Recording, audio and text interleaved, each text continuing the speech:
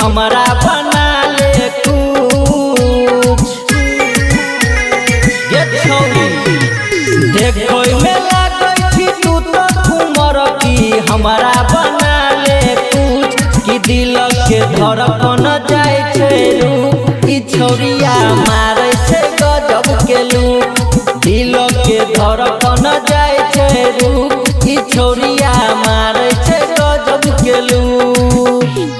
हमरा पता ले सैया बना ले देबो हम बड़ सुख कि दिल के धड़कन जाय छै रूप ई छौरिया मारै छै गजब के लूक दिल के धड़कन जाय छै रूप ई छौरिया मारै छै गजब के लूक। सिंगिंग बाय धर्मेंद्र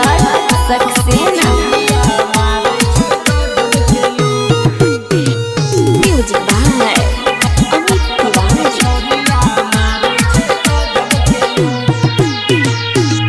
हमरा नहीं पसंद छै कैटरीना जैसन गे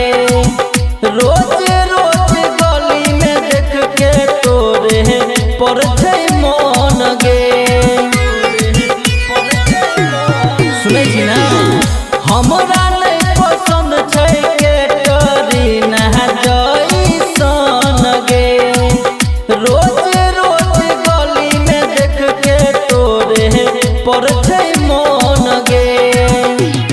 निकलही जब जब घर से बहरा देखै छी हम टुकटुक कि दिल के धड़कन जाय छै रूप ई छौरिया मारै छै गजब के लूक दिल के धड़कन जाय छै रूप ई छौरिया मारै छै गजब के लूक।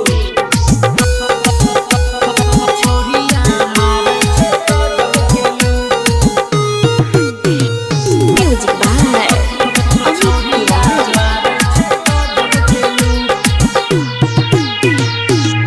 भूखलो पियासलो में प्यार खूब करबो छोटी छोटी बात पर नहीं हम कहियो लड़बो